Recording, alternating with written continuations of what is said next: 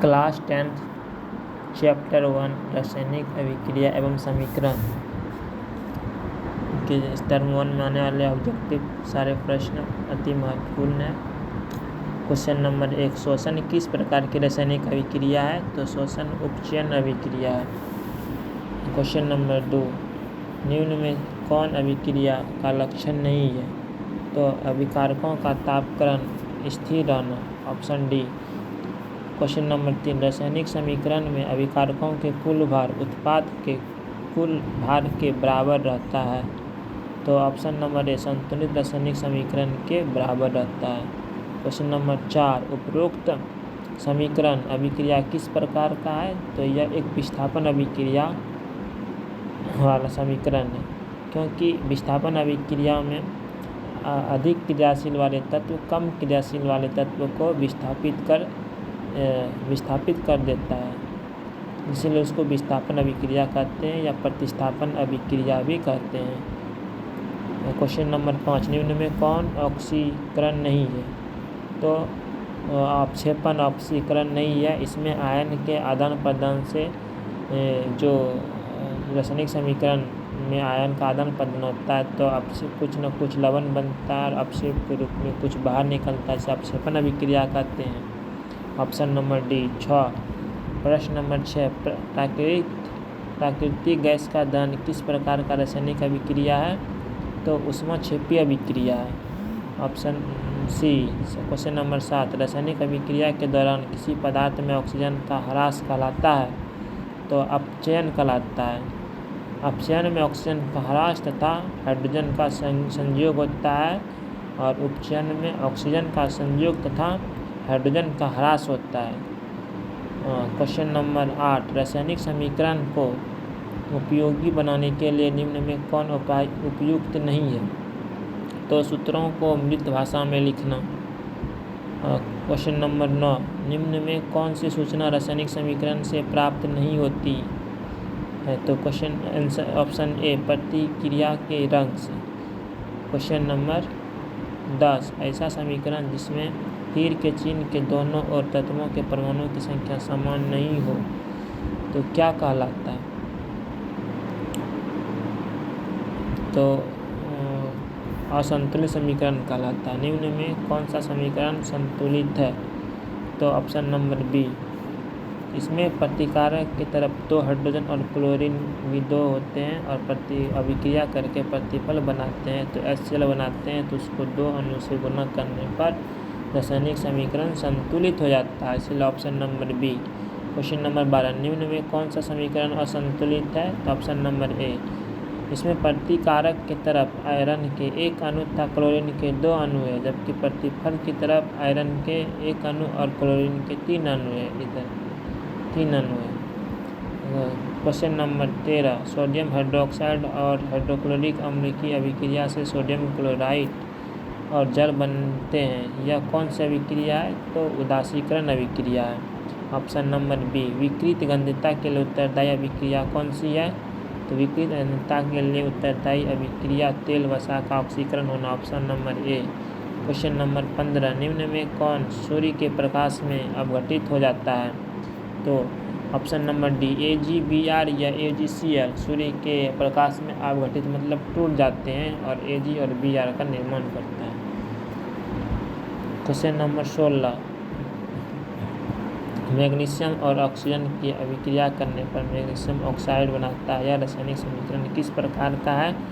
तो यह एक संतुलित रासायनिक समीकरण है, क्योंकि इसमें प्रतिकारक और प्रतिफल दोनों तरफ परमाणुओं की संख्या समान है, option number B. 17, question number 17, साग सब्जियों का विघटित होकर कंपोस्ट बनना किस प्रकार की अभिक्रिया है? तो साग सब्जियों को विघटित होकर कंपोस्ट बनाना ऊष्माक्षेपी अभिक्रिया है। ऊष्माक्षेपी उस अभिक्रिया को कहते हैं जिसमें ऊष्मा का उत्सर्जन होता है, और ऊष्माशोषी उस अभिक्रिया का जिसमें ऊष्मा का अवशोषण होता है, उसमें ऊष्मा की जरूरत होती है, उसे ऊष्माशोषी अभिक्रिया कहते हैं। इसमें ऊष्मा का या ऊर्जा का ह्रास होता है, उसमें ऊष्माक्षेपी अभिक्रिया कहते हैं, ऑप्शन नंबर बी। निम्न में कौन ऑक्सीकारक नहीं हो सकता है? तो हाइड्रोजन ऑक्सीकारक नहीं हो सकता है।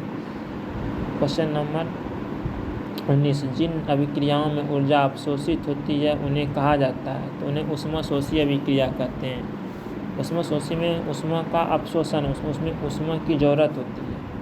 क्वेश्चन नंबर 20 रासायनिक समीकरण को संतुलित करने पर जल में अणु की संख्या होगी, तो जल के अणु की संख्या होगी, तो जल के 4 अणु की संख्या जब लिया जाएगा तो दोनों तरफ परमाणु प्रतिकारकता प्रतिफल दोनों तरफ परमाणु की संख्या समान हो जाएगी। Question option number C.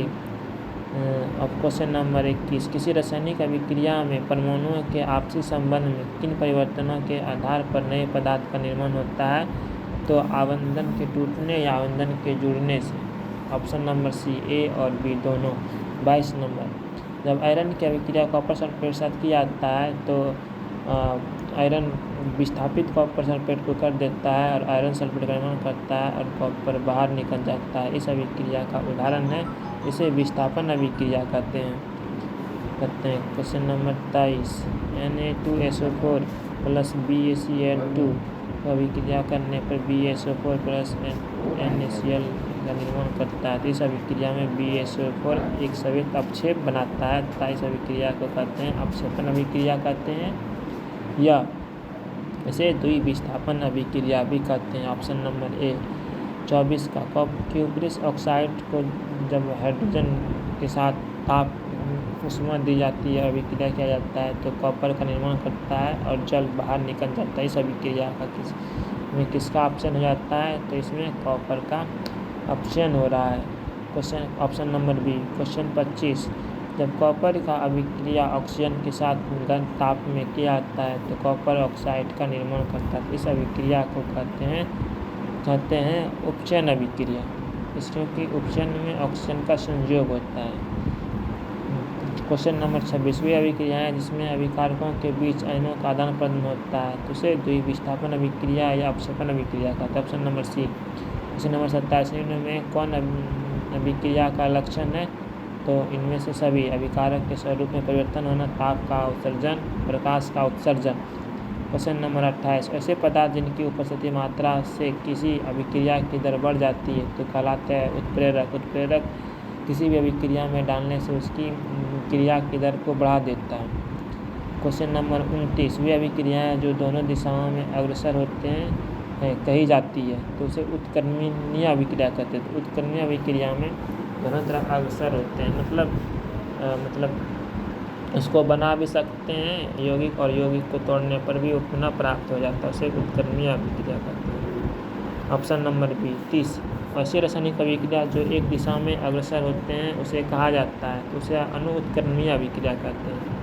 Question number option A. Question number 31 परावैंगनी किरणें या अभिक्रिया को सूचित करता है, तो प्रकाशीय अपघटन को। ऑप्शन नंबर ए। क्वेश्चन नंबर 32 ऐसी अभिक्रिया जो प्रकाश के अपक्षेपण द्वारा घटित होता है कहलाती है प्रकाश रासायनिक अभिक्रिया। Question number 33 carbon CO plus O2 को अभिक्रिया करते हैं तो कार्बन डाइऑक्साइड का निर्माण करता है। यह किस प्रकार की अभिक्रिया है, तो यह ऑक्सीकरण या उपचयन अभिक्रिया। Option number B. Question number 34 रासायनिक अभिक्रिया CuO प्लस H2 से अभिक्रिया करते हैं तो कॉपर निर्माण करता है और जल बाहर निकल जाता है। H2 का क्या होता है, H2 का इसमें ऑक्सीकरण हो रहा है। Option number B. Question number 35 किसी पदार्थ की ऑक्सीजन से अभिक्रिया कर जलने की क्रिया को क्या कहते हैं, तो दहन कहते हैं। ऑप्शन नंबर ए। श्वसन किस प्रकार की अभिक्रिया है, तो श्वसन एक ऊष्मक्षेपीय अभिक्रिया है। ऑप्शन नंबर ए। क्वेश्चन नंबर 37 भोजन का पचाना तथा पकाना किस प्रकार की अभिक्रिया है, तो ऑक्सीकरण उपचयन अभिक्रिया। Option number C. चूना से दीवारों पर सफेदी कर चूना वायुमंडलीय CO2 से अभिक्रिया कर एक ठोस चमकदार पदार्थ बनाता है जो दीवार चमकदार बनाता है, वह है कैल्शियम कार्बोनेट। ऑप्शन नंबर ए। जिस अभिक्रिया में अपक्षेप का निर्माण होता है उस अभिक्रिया को क्या कहा जाता है, उस अभिक्रिया को अपक्षेपण अभिक्रिया का। Option number B. निम्न में कौन रेडॉक्स अभिक्रिया है, तो ए एक रेडॉक्स अभिक्रिया है। इसमें ऑक्सीकरण का ऑक्सीकारक दोनों हो रहा है। रेडॉक्स अभिक्रिया में ऑक्सीकरण एक ही समीकरण में अब उपचयन ता अपचयन दोनों होता है, जिसे रेडॉक्स अभिक्रिया कहते हैं। क्वेश्चन नंबर 41 Mg+O2 जब अभिक्रिया की जाती है तो MgO का निर्माण करता है। तो यह किस प्रकार की अभिक्रिया का उदाहरण है? तो यह एक संयोजन अभिक्रिया का उदाहरण है, क्योंकि इसमें दो अणु संयोग कर एक यौगिक का निर्माण करता है। क्वेश्चन नंबर 42, चूना पत्थर को ऊष्मा देने पर CaO और CO2 प्राप्त होता है। इस अभिक्रिया को कहते हैं तो वियोजन अभिक्रिया कहते हैं। ऑप्शन नंबर सी। कैल्शियम का CaCO3 को जब गर्म किया जाता है तो CaO+CO2 उपरोक्त अभिक्रिया किस प्रकार की है? जिसमें एक यौगिक को गर्म करने पर दो यौगिक में टूट जाते हैं, दो अलग अलग यौगिक में टूट जाते हैं, तो इसे वियोजन या अपघटन अभिक्रिया कहते हैं। ऑप्शन नंबर सी। 44, उपचयन या अपचयन अभिक्रिया को क्या कहते हैं? उपचयन और अपचयन अभिक्रिया को रेडॉक्स अभिक्रिया कहते हैं। ऑप्शन नंबर ए रासायनिक समीकरण अभिक्रिया का संक्षिप्त रूप है। ऑप्शन नंबर ए। संक्षारण किस प्रकार का अभिक्रिया है? तो संक्षारण एक उपचयन अभिक्रिया। Option number D. Question number 47, निम्न में ऊष्माक्षेपी अभिक्रिया कौन सा है? तो ऑप्शन नंबर ए। क्वेश्चन नंबर 48, नीचे दी गई अभिक्रियाओं के संबंध में कौन सा कथन असत्य है? तो इसमें से कथन बी सत्य है, क्योंकि इसमें शीशा अपचयित हो रहा है, शीशा अपचयित हो रहा है और कार्बन उपचयित हो रहा है। क्वेश्चन नंबर 49, निम्न में कौन सी अभिक्रियाओं के युग्म हमेशा साथ साथ होती है?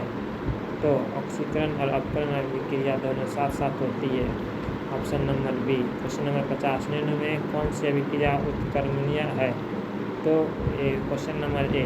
उत्क्रमणीय अभिक्रिया उस अभिक्रिया कहते हैं जो उससे दो या दो से अधिक अणुओं को जब अभिक्रिया करने पर मतलब एकल यौगिक का निर्माण करता है। जब उस एकल यौगिक को गर्म करने पर फिर दो या दो से अधिक अणुओं का निर्माण करता है, उसे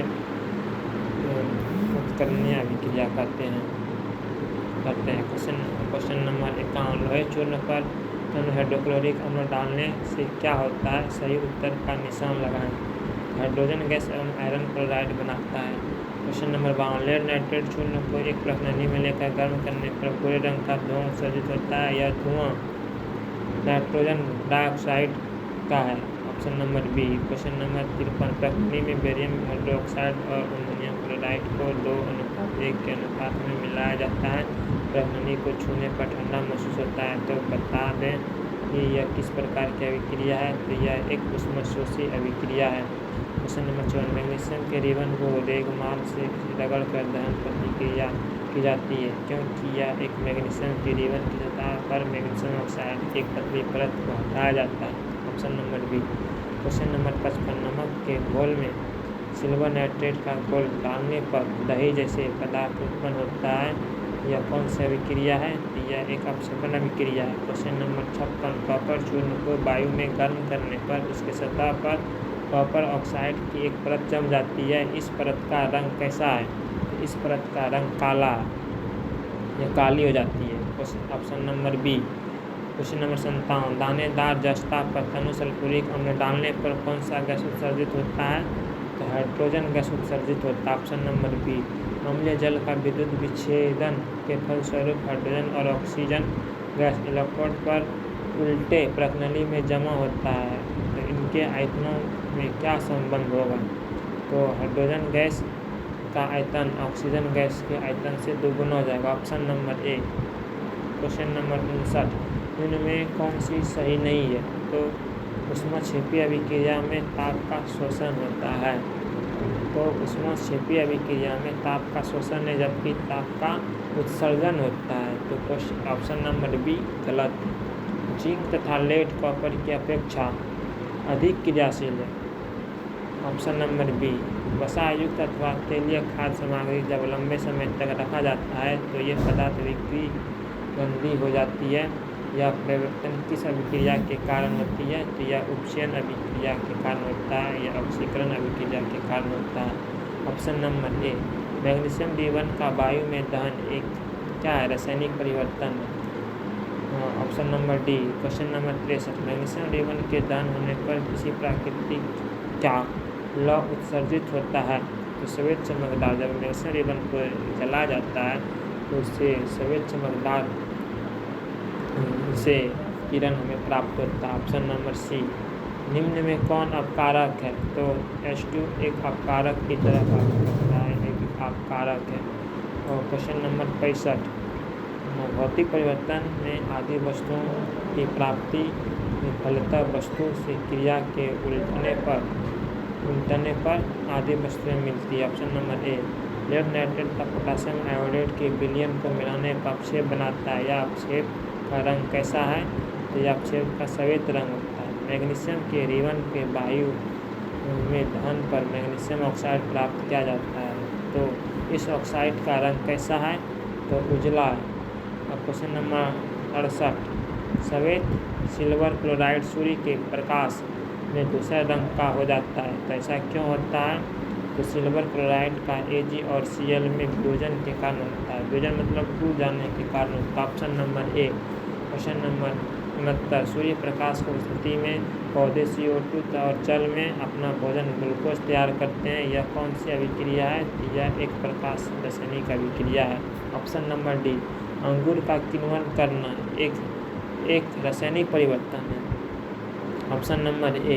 71 का एक गर्म CuO पर हाइड्रोजन गैस प्रवाहित किया जाए तो परत किस रंग का हो जाएगा? तो ऑप्शन नंबर सी भूरे रंग का हो जाएगा।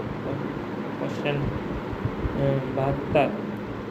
Question number 72। Copper sulphate CuSO4 के विलयन में लोहे की कील डालने पर कॉपर विस्थापित होता है और लोहे की कील पर जमा होता है, तो इस अभिक्रिया को क्या कहते हैं? इस अभिक्रिया को विस्थापन अभिक्रिया कहते हैं। Question number 73। रासायनिक अभिक्रिया के दौरान किसी पदार्थ में ऑक्सीजन का योग कहलाता है उपचयन कहलाता है। द्रव्यमान के संरक्षण के नियम के अनुसार द्रव्यमान को नहीं निर्माण किया जा सकता है, नहीं विनाश किया जा सकता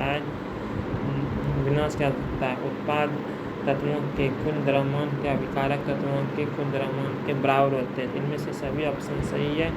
option number D. Question number 75। जब लेड नाइट्रेट को गर्म किया जाता है तो NO2 गैस धुआं प्राप्त होता है। धुएं का रंग कैसा होता है? तो यह भूरे रंग का होता है। ऑप्शन नंबर ए। Question number 76।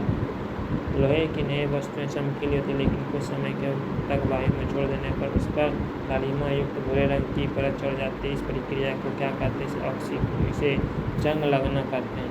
ऑप्शन नंबर ए। 77। जब कोई धातु अपने आसपास अम्ल आर्द्रता आदि के संपर्क में आती है तो संक्षारित हो जाती है, तो तत्वों के ऊपर हरा परत और चांदी के ऊपर काली परत का चढ़ना किसका उदाहरण है? तो संक्षारण का उदाहरण। ऑप्शन नंबर सी।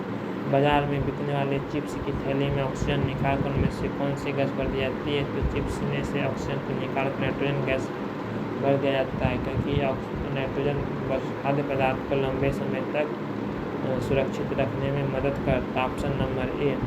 नाइट्रोजन कम सक्रिय आता है, इसका उपयोग वसायुक्त पदार्थों के गैस के लिए किया जाता है, तो संचरण के लिए किया जाता है। ऑप्शन नंबर ए। Question number 80। जब कोई पदार्थ विघटित होकर या अन्य पदार्थ से क्रिया कर भिन्न गण वाले पदार्थ का निर्माण करता है तो उसे कहते हैं, तो उसे रासायनिक परिवर्तन का। Option number B. अम्लीय पोटासियम डाइक्रोमेट के घोल में सल्फर डाइऑक्साइड प्रवाहित करने पर घोल का रंग नारंगी से बदलकर कैसा आ जाता है? तो हरा हो जाता है। Option number C. जल से होकर विद्युत धारा प्रवाहित होने पर जल का अपघटन होता है, हाइड्रोजन और ऑक्सीजन मुक्त होता है, तो हाइड्रोजन और ऑक्सीजन के आयतनों का अनुपात होता है, तो 2:1 होता है। Option number C. Question number 83। ऐसे पदार्थ जो अन्य पदार्थ को अवंकित करने की क्षमता रखते हैं तो उसे अपकारक कहते हैं। Option number C. Question number 84। वह न्यूनतम तापक्रम जिस पर कोई पदार्थ जलना प्रारंभ करता है उसे उस पदार्थ का क्या कहा जाता है? तो उसे उस पदार्थ का ज्वलन ताप कहलाता है। Option number B. Question number 85। ज्वाला एक क्षेत्र है जहाँ गैसीय पदार्थ जलकर उत्पन्न करते हैं, तो इसमें ताप और प्रकाश दोनों उत्पन्न करता है। ऑप्शन नंबर डी, बी और सी दोनों। Question number 86। CNG में कौन से अवयव होते हैं? तो CNG में मीथेन, इथेन, प्रोपेन सभी होते हैं। Option number D. 87 में LPG। CNG का फुल फॉर्म होता है कॉम्प्रेस्ड नेचुरल गैस। और 87 LPG का फुल फॉर्म होता है लिक्विड पेट्रोलियम गैस। तो एलपीजी का मुख्य घटक कौन सा आता है? तो ये इसमें एलपीजी का मुख्य घटक प्रोपेन 57% और ब्यूटेन 41%। ऑप्शन नंबर सी, ए, बी दोनों होगा। क्वेश्चन नंबर 28, एलपीजी से गैस रिसाव का पता किसके कारण होता है? तो इसमें एथिल मार्केप्टन के कारण जब एलपीजी से गैस का रिसाव होता है तो हमें गंध महसूस होने लगती है। तो एथिल मार्केप्टन के कारण option number B. Question number 79, निम्नलिखित में कौन ऑक्सीकारक है? तो H2S एक क्या ऑक्सीकारक? Option number C. Question number 90, संगमरमर का रासायनिक सूत्र होता है? तो CaCO3। संगमरमर का रासायनिक सूत्र होता है, इसे कैल्शियम कार्बोनेट भी कहते हैं। Option number C. CaOH का होल टू से कैल्शियम हाइड्रोक्साइड कहते हैं या बुझा हुआ चूना कहते हैं। CaO इसे शुष्क चूना कहा जाता है या कैल्शियम ऑक्साइड कहता है। Ca तो कैल्शियम कहते हैं, अगर अच्छा